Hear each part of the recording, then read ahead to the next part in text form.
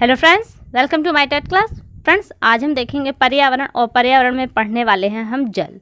जल क्या है? जल एक ऐसा संसाधन है जिसके अभाव में हम किसी भी जीव की कल्पना नहीं कर सकते, चाहे वो जीव हो, चाहे पौधे हो या जंतु हो या मानव स्वयं ही क्यों ना हो। यानी कि जो जल है यानी कि पानी एक ऐसा तत्व है जो हर एक जीव के लिए आवश्यक है। आपको पता है कि मानव शरीर का 70 से 85% भाग केवल जल का होता है और जल की कमी हो जाए तो वो निर्जलीकरण कहलाता है। तो आइए हम पढ़ते हैं जल के बारे में। देखिए यहाँ पे दिया गया है जल या पानी, चाहे आप जल कह लें या पानी कह लें। जल एक रासायनिक पदार्थ है जिसका अणु यानी कि जल का एक अणु 2 हाइड्रोजन परमाणु से और 1 ऑक्सीजन परमाणु से मिलकर बना है, जिसे हम H2O के रूप में डिनोट करते हैं और यही जल का सूत्र भी कहलाता है। सारे प्राणियों के जीवन का आधार है क्या? जल। आमतौर पर जल शब्द का प्रयोग द्रव अवस्था के लिए प्रयोग में लाया जाता है, जो हम हमेशा यूज़ करते हैं अपने किचन में, नहाने में, धोने में, कपड़े धोने में। क्या होता है, हम जल का लिक्विड रूप का यूज़ करते हैं। पर इसकी और 2 अवस्थाएं कौन कौन सी है? एक है ठोस और दूसरी है गैस। ठोस के रूप में बर्फ़ है, वहीं गैस के रूप में देखें तो भाप या फिर जलवाष्प होती है। ये भी आपको मिलेगा।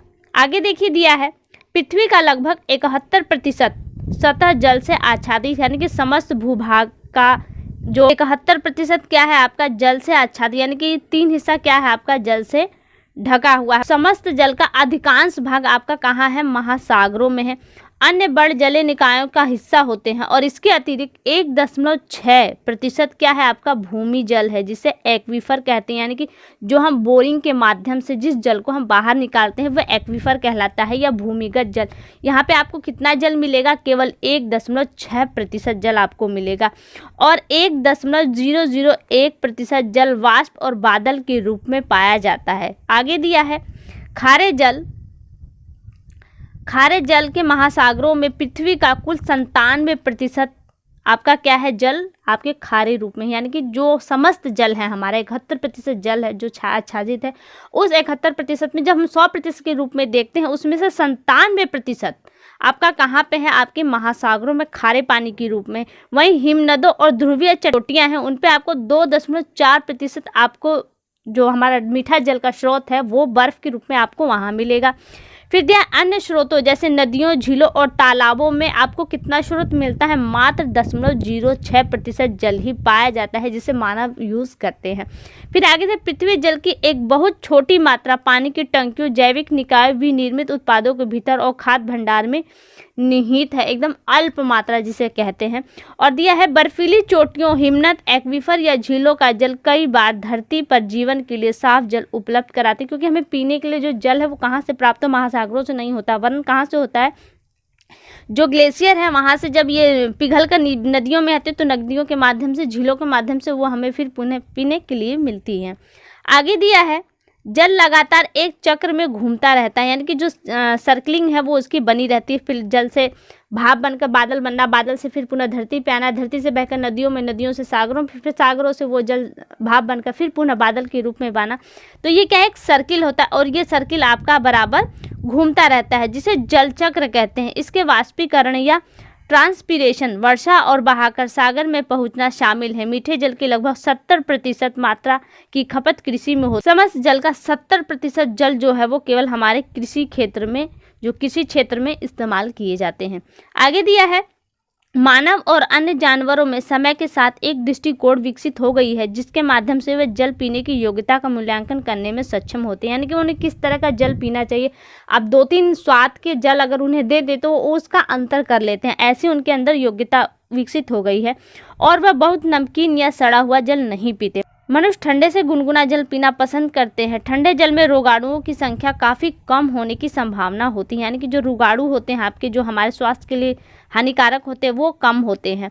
दिया है कि शुद्ध पानी यानी कि H2O स्वाद में फीका होता है, जबकि सोते यानी कि जो झरने होते हैं कि पानी में लवण युक्त होते हैं, जिसे हम मिनरल वाटर का स्वाद इनमें मिले खनिज लवणों के कारण ही हमें प्राप्त होता है। जो हमको क्यों लगता है झरने का पानी कि मिनरल वाटर की तरह है? क्योंकि उसमें बहुत सारे खनिज लवण मिले होते हैं। आगे दिया है सोते यानी कि झरने का पानी लवणित जल की गुणवत्ता से अभिप्राय इसके विषैले तत्वों, प्रदूषकों और रोगाणुओं से की अनुपस्थिति से होता है। यानी कि वो मिनरल वाटर क्यों कहलाता है, तो उसमें जो आपके तत्व है, कौन कौन से जो विषैले तत्व है, प्रदूषण है, रोगाणु हो, वो उसमें उपस्थित नहीं होते, जिसकी वजह से वो मिनरल वाटर आपका होता है। आगे देखिए दिया है, जल के एक अणु में 2 हाइड्रोजन के परमाणु संयोजन बंध के द्वारा एक ऑक्सीजन के परमाणु से जुड़े रहते हैं। फिर आगे दिया है, देखिए जल के प्रमुख रासायनिक और भौतिक गुण दिए हैं, इन्हें भी देख लेते हैं। जल के प्रमुख रासायनिक और भौतिक गुण। जल पारदर्शी होता है, इसलिए जलीय पौधे इसमें जीवित रह सकते हैं, क्योंकि इन्हें सूर्य की रोशनी मिलती रहती है। क्योंकि हर जीव के लिए सूर्य के प्रकाश की अहमियत है, और जो हमारा शुद्ध जल होता है वो पारदर्शी होता है, जिसके परिणाम स्वरूप क्या होता है, जो जल में जीव हैं वो जीवित रहते हैं। दूसरा है, एक अन्य महत्वपूर्ण बल जिसके कारण जल अणु एक दूसरे से चिपक जाते हैं, वो क्या कहलाता है, आपका हाइड्रोजन बंध कहलाता है। जो जल के अणु हैं एक दूसरे से क्यों चिपके रहते हैं, वो हाइड्रोजन बंध के कारण चिपके रहते हैं। अगला पॉइंट दिया है, देखिए आपका जल का क्वथनांक, यानी क्वथनांक मीन्स होता है उबलना। एवरेस्ट पर्वत के शीर्ष पर 68 डिग्री सेल्सियस पर क्या होता है, जल उबलने लगता है।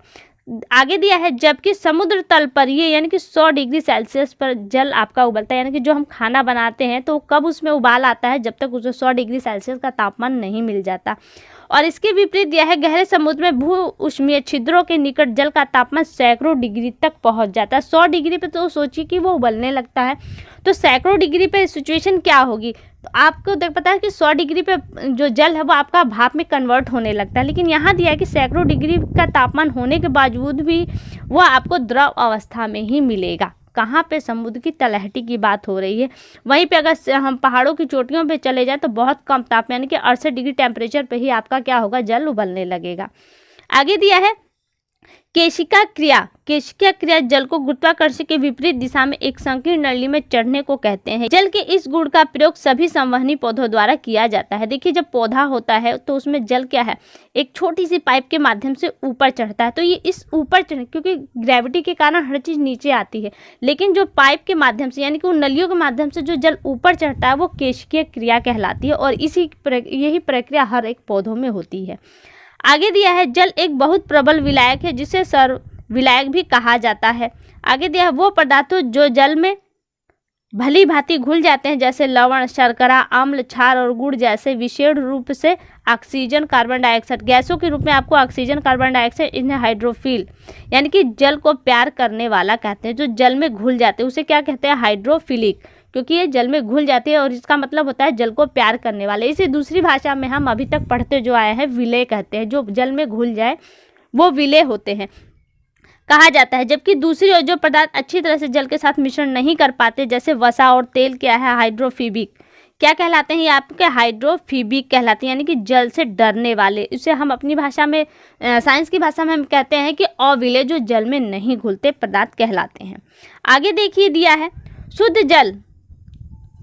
शुद्ध जल की विद्युत चालकता कम होती है, लेकिन जब इसमें आयनिक पदार्थ यानी कि सोडियम क्लोराइड मिला देते हैं तो यह आश्चर्यजनक से रूप से बढ़ जाता है। आगे देखिए,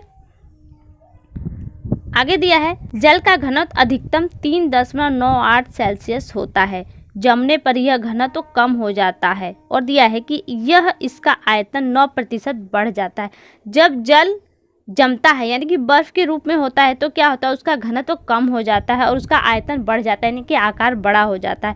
यह गुण एक असामान्य घटना को जन्म देती है, जिसके परिणाम स्वरूप बर्फ जल में तैरती हुई आपको दिखाई देती है।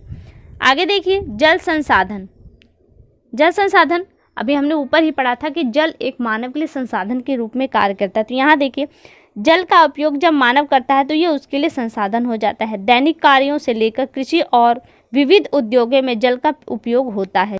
जल मानव जीवन के लिए इतना महत्वपूर्ण संसाधन है कि ये मुहावरा ही प्रचलित है। कौन सा मुहावरा है, जल ही जीवन है।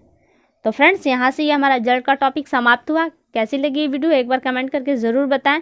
और देखिए, इसके प्रदूषण वगैरह से जो रिलेटेड बातें हैं वो हम नदी वाले टॉपिक में इसे कंप्लीट करेंगे। अभी के लिए केवल इतना ही। तब तक के लिए नमस्कार।